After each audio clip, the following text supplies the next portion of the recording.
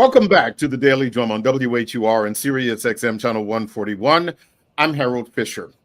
We are into yet another Take Back Our Community Thursday, where we hear from the organizations and the people who are working to make our community better and safer. And tonight, we're talking about what teenagers need to know when interacting with law enforcement, following the laws that impact them, and what might happen to them or their parents if they don't.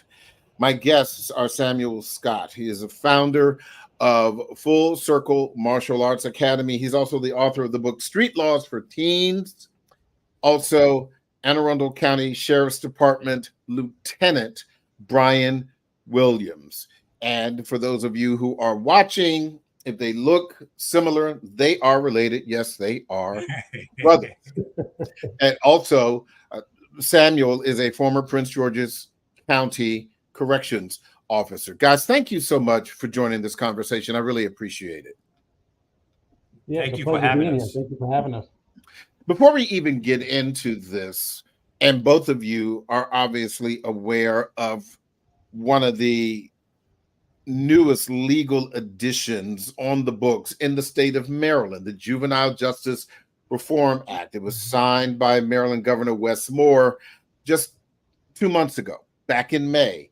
And that law makes it possible for children between the ages of 10 and 12 to be charged with illegal gun possession, auto theft, sex offenses, harming animals, and the like. Prior to that, young people between the ages of 10 and 12 were legally immune to those kinds of things. And I think that's one of the reasons why we have you two on.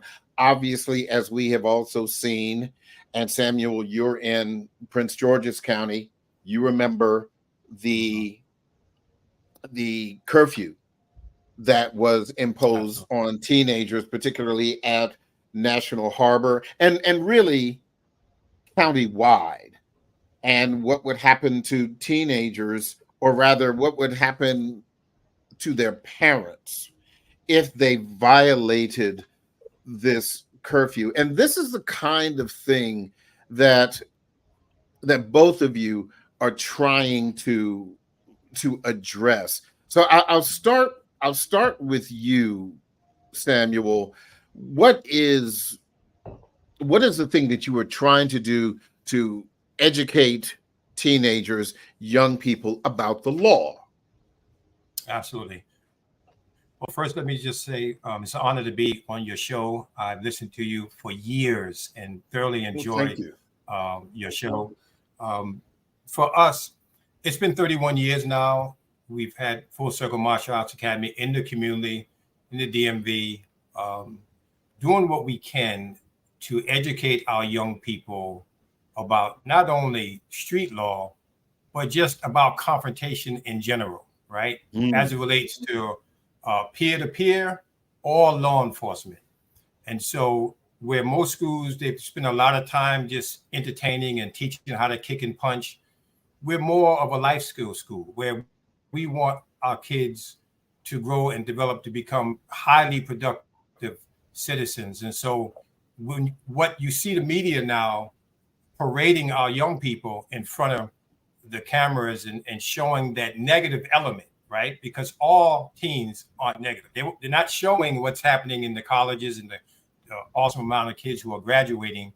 They're parading the kids who have chosen the street life or the being that negative element.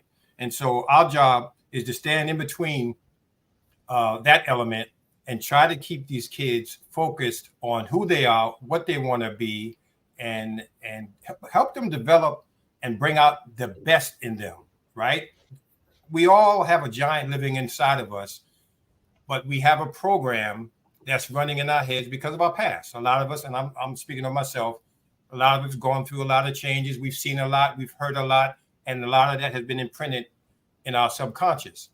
And so the goal every day is to break that up and instill new programs in our young people so they can have something to fight against that negative pull that's out there. That pull is a powerful pull. And I know, growing up as a teen, you get that between 11 and 12, child psychology states that between 11 and 14, we start listening more to our peers than we do our own parents. And so it's a challenge. I'll be honest with you. I hope I wasn't too long on that answer, but it's really a challenge, especially in 2024. So I hope and I think that you make a really critical point about the educating of young people. And I think, Brian, this is particularly critical for you in the capacity as a law enforcement officer. You obviously are well aware of some of the difficult issues that have come up when you talk about teenagers or young people interacting with law enforcement officers. We can go all the way back to Ferguson, and while not a young person, we can even talk about what has happened in Illinois, for example. And that has been a really, really difficult thing to do, where that woman was shot by 2 sheriff's deputies. Wow. So, Brian, with those kinds of stories in the media, what kind of conversations are you having with teenagers?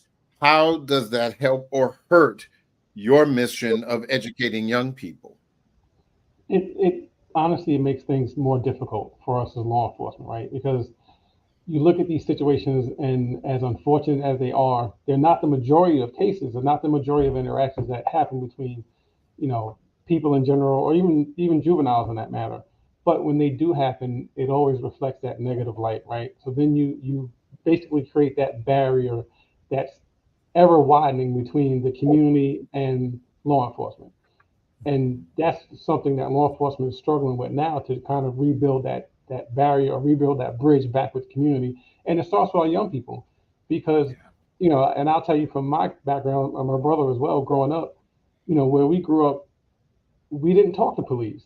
And, I tell this story coming up through the ranks, that where I grew up, nobody said they wanted to be a police officer because of the interactions that happened in our community. So that was part of the reason I became a law enforcement, to help change that image. But when dealing with our young adults and young kids, one, they have to know that we're not there to hurt them. We're there to help them in the best we can. And just like you talk with anybody else, whether it's a teenager, a juvenile, or a senior person, we treat everybody equally with respect, because if you want respect, you have to give respect. So at the same time, when we're dealing with young people, we can't just brush them off as just young people, right? Oh, they're kids, they don't know any better. No, you have to take the time and talk and empathize and try to put yourselves in their situation sometimes, because we can always look at things from the outside. But a lot of times, if you look at, okay, what's the cause? Why is this child acting the way they're acting? Or what is the driving force behind that? A lot of times it'll help you come down to that level, and we kind of forget as we get into our adult stages sometimes that, okay, we've been through our stage in our life and we go through things, and sometimes we don't always realize or feel like we can connect with people. And law enforcement in and of itself can be intimidating, right? You roll up in your uniform and you got your badge, your gun on your hip, police car and lights and stuff. So that's intimidating by itself. And then we all know that A-type personality. So when they show up on the scene, or they show up to talk to somebody, it's very, I'm this and you're that. But again, sometimes we just have to come down to that level and be able to meet a child where they are and build that relationship, build that rapport, and have a conversation. Because a lot of times if you meet them where they're at, they'll open up to you and be more intent to listen and be absorbent to what you have to say. So, Samuel, how would you define street law? Yeah, street law is our approach to teaching relevant law as it relates to criminal law as well as rights under the Constitution. And we do it by way of interacting with the grassroots, engagement, role playing, as well as lectures. So we. Mm-hmm. Go ahead. No, I was going to say, we make them aware of not only the crime itself, but the repercussions of those particular crimes, right? Your conduct, how you interact with police while you're out or while you're driving. So a lot of times it's all about, like grandmother used to say, not what you say, right? But how you say it. And so now the challenge we have today, we have these people on YouTube now. I think they call themselves auditors. Would that be accurate, Brian? Yep, that's right. They call themselves auditors, and they're sending to me, and correct me if I'm wrong, Brian, they're sending a negative message out to our young people that because you have these rights, you can talk any way you want to talk and act any way you want to act. And we don't recommend that. We don't recommend that. We recommend being very tactful in your approach, respecting authority, right? If in fact your rights are being challenged, then make them aware of the fact that you are aware of your rights. And at this point, I would like to have my attorney present, and I don't want to speak anymore in a very respectful tone. Because at the end of the day, you just want to get home. You can fight later. Interesting. But the challenge is when people try to fight now. And then, so you don't know good cop, bad cop when they come on the scene. The energy will tell. But you have to just cross the board, just be disciplined in your approach, be very respectful. And if they're violating, then you can take it up once you get home safely to your family. Yeah, there are, as we used to say, choose your battles. Exactly. Choose your battles. So how can a teenager or a parent who wants a teenager to have an opportunity to participate in one of these street law programs get to it? I mean, do you have any scheduled coming up? Do you have any information that you can share with us before I go to a break in about a minute?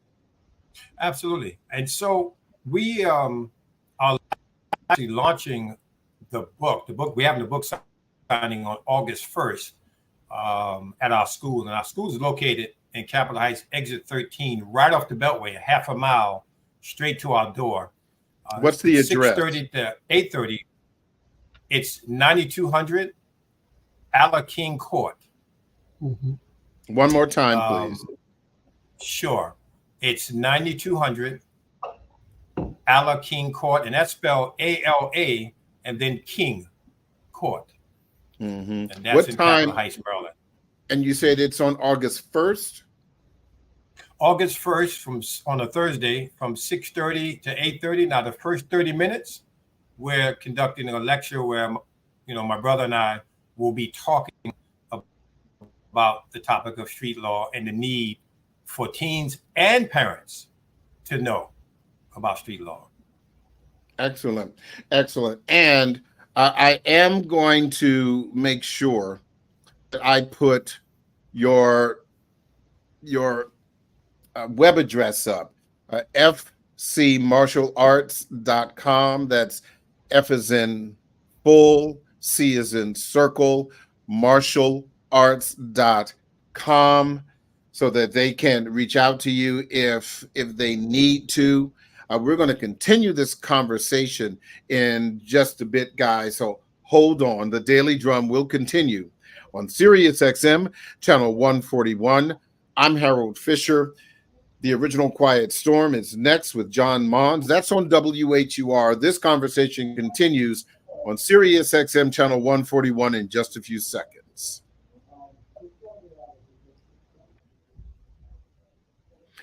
Welcome back to the Daily Drum on Sirius XM, channel 141. I'm Harold Fisher. This is another Take Back Our Community Thursday, where we hear from the organizations and the people who are working to make our communities better and safer. And we are continuing our conversation about what teenagers need to know when interacting with law enforcement, following the laws that impact them, and what might happen to them or their parents if they don't. My guests are Anne Arundel County Sheriff's Department Lieutenant Brian Williams and Master Samuel Scott. He is the founder of Full Circle Martial Arts Academy and the author of the book Street Laws for Teens.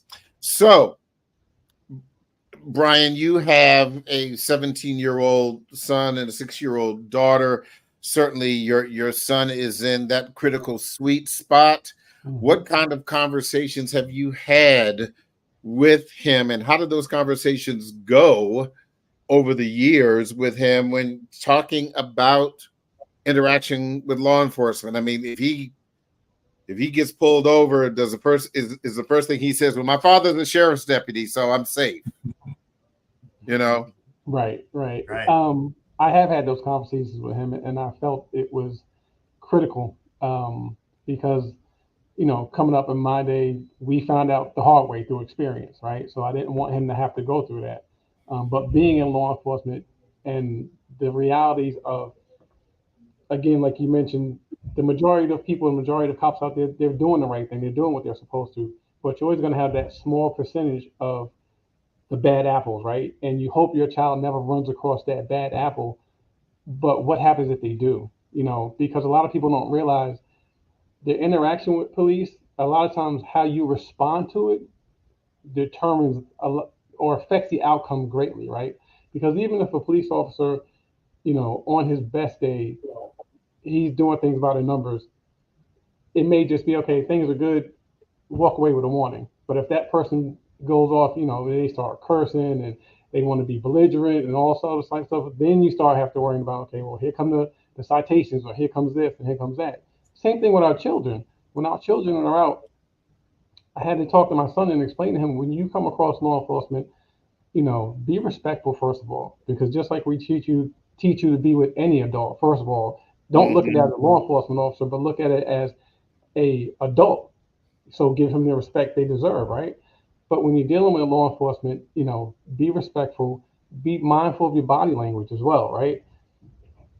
Police are always on alert, regardless of who they're dealing with. There are certain things that they're looking for and certain cues that are going to trigger things, right?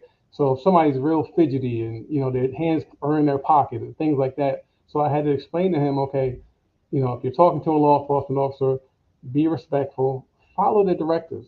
Unless it's something that's wildly out of the way or something you don't feel comfortable doing, follow what they're telling you to do. You know what's right and what's wrong, right? So in that situation, watch your mouth, watch how your body language, watch the signs you're giving off, because it may not be intentional. Especially for kids their first time dealing with a law enforcement officer, they may be nervous. It may be their first time experiencing that, right? But that officer doesn't know that. He doesn't know you from the kid that he just locked up 16 times from stealing cars or doing whatever the case may be.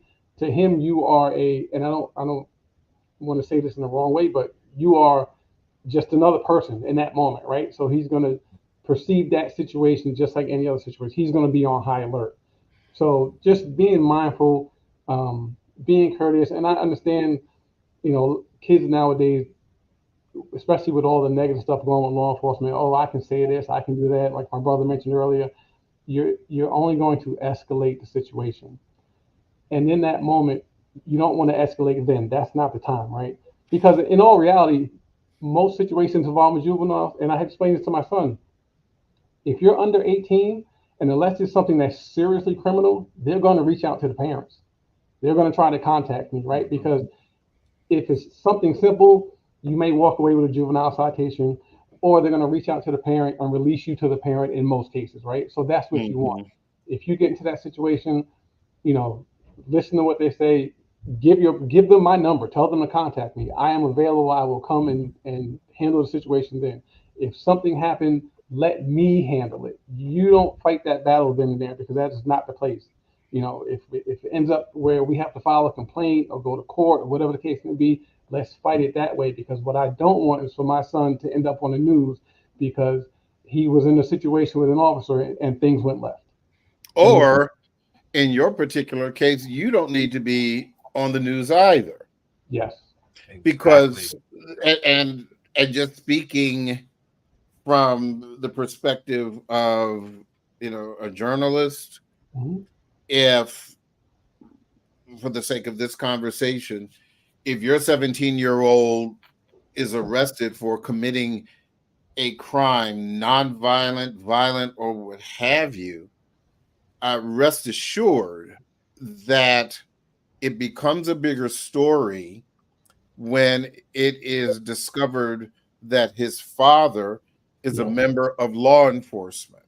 It becomes a bigger story when it is discovered that his father is not just a sheriff's deputy with no stripes, but a sheriff's deputy who is also an officer, a lieutenant. See, that becomes really, really big news, and there is a whole a bigger narrative here that if a sheriff's deputy who is a lieutenant can't control his own child, then what are we doing? And and again, I'm just using that just as an example. No, that has not happened. Your son is not in trouble, blah, blah, blah. For somebody who came in on the tail end of that conversation. I'm not trying to get anybody in trouble here. But like I said, just for the sake of conversation, those are the kinds of conversations that happen in newsrooms, and whether it's in Washington, D.C. or L.A. or Kansas City or what have you. That's the thing that makes it, a bigger story. And I wanted to ask you this also, Brian. Everything is videotaped, as we know, just about. And a lot of people, and I want to talk about traffic stops again, because that's often how most people interact with law enforcement. And a lot of people have their phones posted up on their dashboard because if they want to record what's going on in front of them while they're driving for insurance purposes. But if you get pulled over by a police officer, they turn the phone around. How do officers feel when they're being recorded, even for a routine traffic stop? And is that something that you would recommend that someone in a routine traffic stop do? So that's kind of a double-edged sword. Yeah. And what I will say is, for the majority, again, of officers, right, who are doing what they're supposed to, who are doing things the right way, it's not an issue, because I have my body camera on. If you have your camera out, there's no expectation of privacy, right? We are in the public. As long as you're not hindering the investigation or hindering my demands, then there's nothing wrong with that. Because again, if I'm doing what I'm supposed to do, I have nothing to worry about. And in most cases, believe it or not, body cams actually help the officer, because when allegations come up of this and that, let's go back to the body cam. I did what I needed to do. I said what I needed to say. Okay, we're good to go. But what becomes the issue is, again, those few bad apples who aren't doing the things they're supposed to do, right? And then when the camera comes out, now they're agitated. Well, okay, then we're back into that escalating situation. So again, in most situations, well, it shouldn't be an issue. Let me say that. First of all, it's not an issue. Because again, if the officers know what they're supposed to do, there's no problem, right? He's recording it anyway. The problem becomes, again, where now, okay, my brother mentioned auditors, right? Everything is, I have a right to do this, so I have a right to do that. Yes, you have a right to record, right? In certain instances or certain places, there are certain places you cannot. But if it becomes an issue where it's impeding the process, okay, now it's time to put the camera away because you are under arrest, or we need to go into the next stage, then it becomes an issue. Well, no, I don't have to put my camera down. I don't have to do that. Well, now we may be at a different stage in this process, so yes, you do. But under normal circumstances, if it's just a traffic stop or if it's normal interaction, if I was to walk up to a young person now just and accost them outside and they pull out a camera, nothing I can do. I can't tell you don't record me because you have every right to. We're in a public place. I'm a public servant, and this is an interaction. So you rightfully so can record that. But again, if it gets to a point where, okay, I've gathered my PC, or I have enough, whatever, I'm moving into the next stage is, okay, I need you to put your hands behind your back. Well, I'm recording you. Well, no, sir, I need you to put your hands behind your back because now you are under arrest. That's where you kind of run into those problems. But again, I don't think it's not an issue as long as the officer is doing what he's supposed to do in the right way. They should not have any problem with that. Samuel, you were nodding your head. Your thoughts about what Brian was sharing? No, he's dead on it. And I think because we are now recording, there's a lot of people who don't have criminal charges on them, and lives aren't ruined, because prior to recording or using our phones, there were a lot of people locked up for previous charges, and they didn't have a leg to stand on.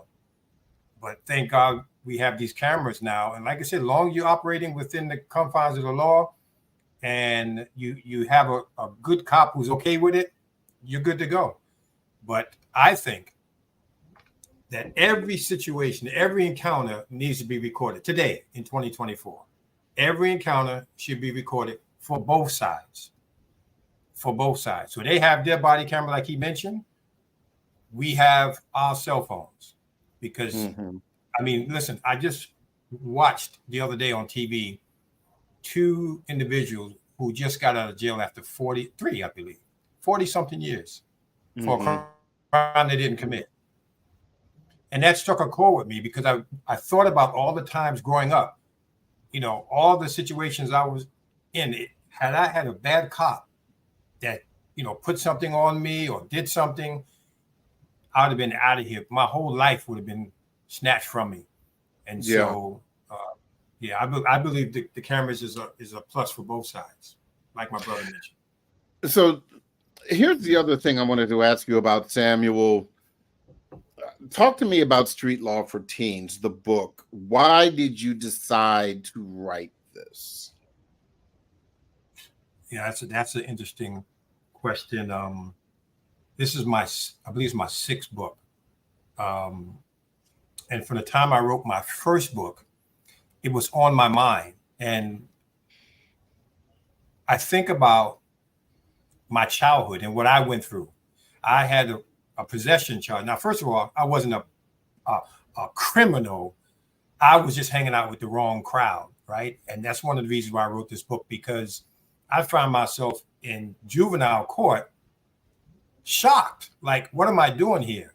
You know, we were into custom cars, classic cars. And so didn't have any money. So I would try to buy used parts from people. And I bought this hood scoop from this guy and paid him for it. Next thing you know, the cops came, matched it up with some other car and said this thing was stolen. I said, well, I didn't steal it. Here's my receipt, but you have possession of it. I said, what are you talking about, possession? So I wound up in court trying to figure out what is going on. And that's when I realized how important it is that teenagers learn those laws that's not talked about until they're in trouble, right? The second thing is working 14 and a half years at the Department of Correction here in Prince George's County and seeing so many young people come through there and without having a clue about the process, not having a clue about their charges, nothing. I even witnessed kids over the years walk out from their hearing and say to me, I'm going home. I said, great, you know, you're going home. But they said they plead guilty. I'm like, but you said I didn't do it, but they said they're gonna let me go home. And so now they're caught up in the system, and because they want to go home, they have no idea they just gave up a majority of their rights. And so that drove me to write a book to try to educate young people about the consequences, and not to mention the burden on the parents financially. I mean, I can't tell you how much money my mother spent to get me out of some of these situations. And I turned around, of course, I want to make sure I mention this. I turned around when I got older and paid every dime of it back. Right? So here, we want to say to the young kid, look, if you decide to follow that crowd, here are the consequences in writing. Here's what you're looking at if you're found guilty. Here's the process. We even have the process in the book. what are the stages from the time that you interact with the police officer until you go to court and they make a decision. Everything is in writing so they understand and the parents understand. Because what happens? Most parents go and listen to a lawyer and just whatever the lawyer says, that's what it is. When do I go to court? Where am I supposed to sit? What happened next? But with this book, they know the process before it even starts. But the goal is not to even get there. Mm-hmm. Not to even get there, you know? So you've had, obviously, Samuel, these sessions with young people before. What is the thing that you hear from them prior to you giving them the important information that they need? What are they telling you?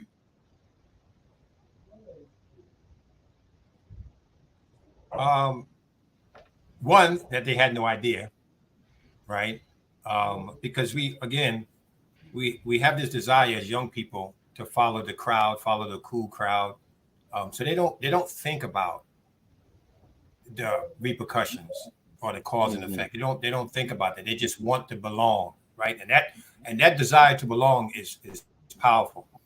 And so as you both have these sessions, they're blown. And I was going to say, both of you are fathers and have raised or are raising teenagers. You know that this comes with the package. The teenagers know everything. Yep, absolutely. Right. Exactly. Yeah. Well, you know that, right? You know that. We don't know anything. We popped out of the sky. You know, we don't know what's happening. Exactly. But go ahead. Our goal, right? Yeah, our goal, of course, is to show them the way. But a lot of times, they want to just figure it out for themselves. And honestly, there's two audiences out there, right? There's an audience that said, you know what? This is my life of crime. This is what I saw growing up. This is what my father was. This is what I'm doing. And then they go to court. Go to jail, and it gets re-anchored by some of the dealers and the fraudsters and out there. So now they come out hardened.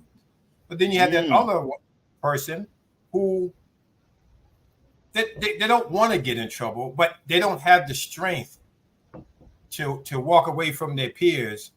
And there's a lot of bullying involved in that piece as well. And so they go along, like they say, right? Go along to get along. But that comes at a price. So example, we have what we call preliminary laws, right? Most people don't have no clue about preliminary laws, where if you're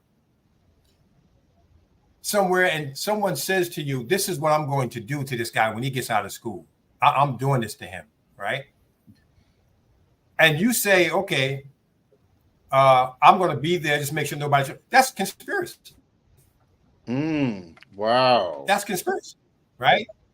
And so, and let's take another one, solicitation.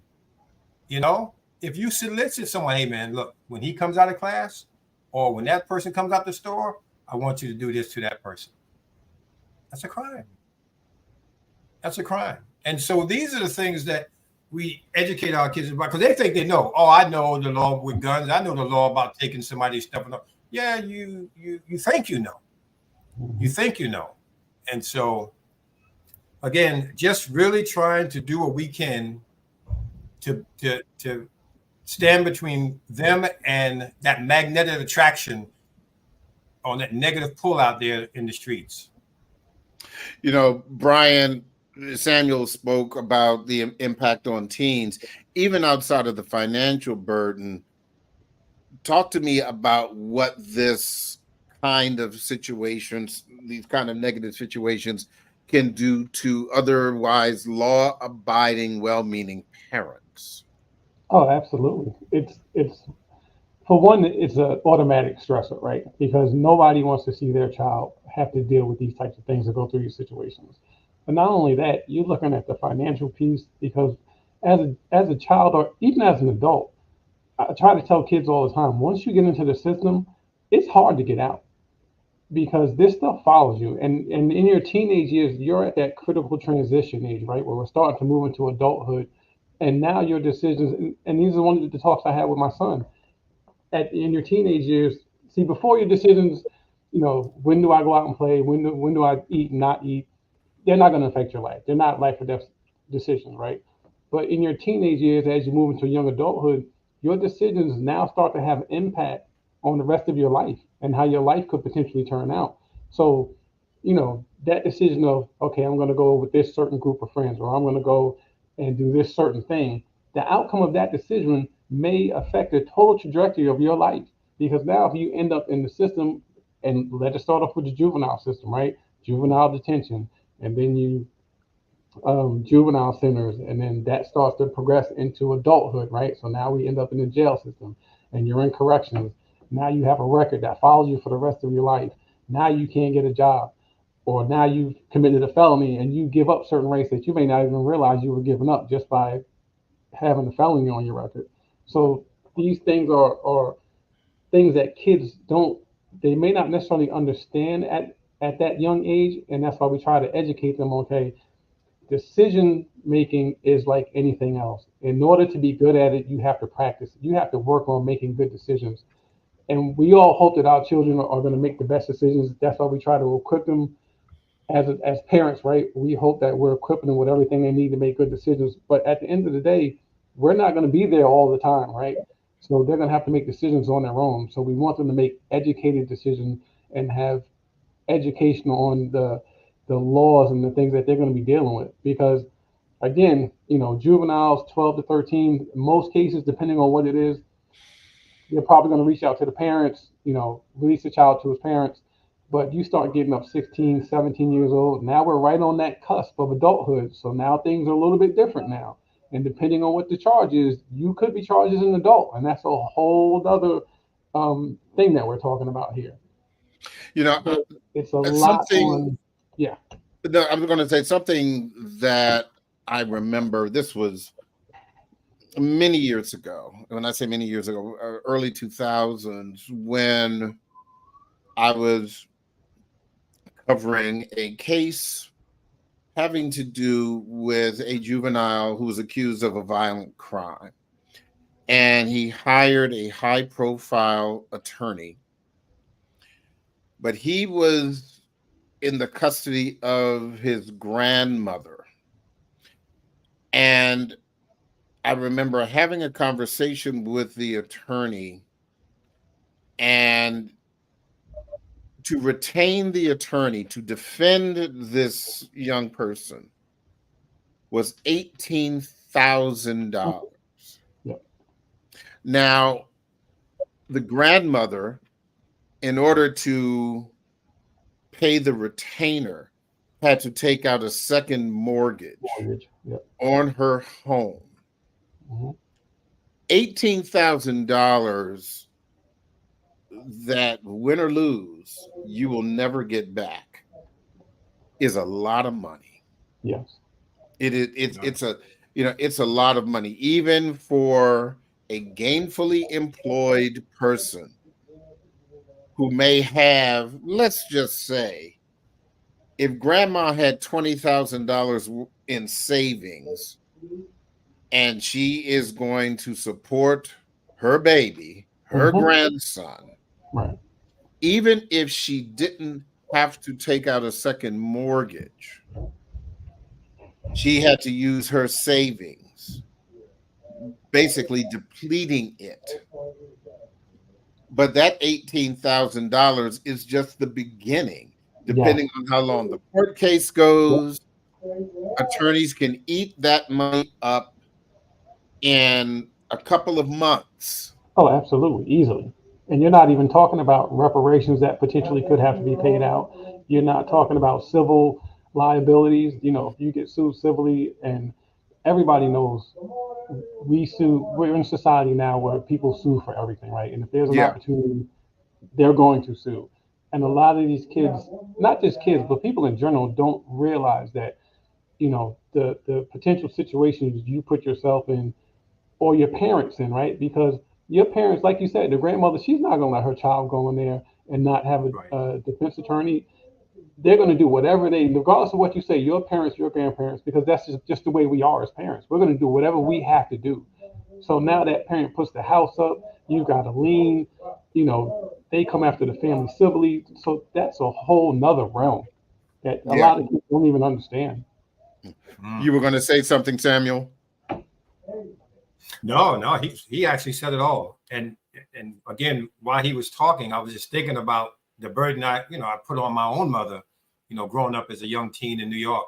And so it's tough because, you're taking their hard-earned money and it's going to something that could have been avoided. That's the thing, right? We're not talking about going into a hospital and having an operation. See, that's different, right? We're talking about something that you could have just made a decision not to do that now costs your parents their life savings. Yeah. Talk to me about the thing, Samuel, that has surprised you after you've had these sessions with these young people. One of the things in particular is some will just do an 180-degree turn, right on the spot. I mean, it's almost like a scared straight thing, right? But then you have that person who was just waiting for someone to show that they care. And so one thing I learned working with children for so long, and even the ones that are incarcerated, when I asked them, like, why? I didn't sit in the jail and just play guard. I was there interviewing them, engaging them, trying to understand them. And I would ask them, like, why are you doing this? Like, you're bright, you're smart. Why are you doing this? And 9 times out of 10, nobody really cared about me. My friends care more about me than my own family. And I've heard that so much that I realized, you know what? When we start this school, one thing we're going to do is reinforce the love these kids are not getting either in their home or not in their community. And so just the fact that they feel us, right? We're just energy bodies, right? It's not what we're saying. It's what they're feeling from us. And that alone can take a child from going down the wrong road to turning and saying, you know what? I am better. I am, going the wrong way, and it's affecting my mother, it's affecting my father, and I need to do something about that. And so that's been for me, just seeing someone wake up the next day and do an about face. Now there are some now that you can't reach. Right. It's like talking to a wall. Right. And a lot of it has to do with the excessive use of drugs or whatever, and they're just gone. They're not there. Well, look, I'm really out of time, but real quick, Samuel, give me the rundown for the event on August 1st. It's from 6 to 8. What's that address again? It's 9200 Ala King Court, and Ala King is ALA, and then King Court. When I always say that, it's exit 13, a half a mile, not even 30 seconds off the Beltway. And it's 6:30 to 8:30. We do have an Eventbrite where they have to register. And so if they go to info at FC Martial Arts, we can get that information. Or if they go on our website, they can get the Eventbrite. I will make sure that I post that information. I'll find the Eventbrite as well. Samuel and Brian Williams, thank you both so much for sharing with me. I really, really appreciate it. And hopefully the event on August 1st and the events that you guys participate in much later down the road will do some good. I really appreciate your time. It's been a pleasure. Thank you. All right. Thank you for having us. We greatly appreciate you. That is the Daily Drum for this Thursday, July 25th. I'm Harold Fisher.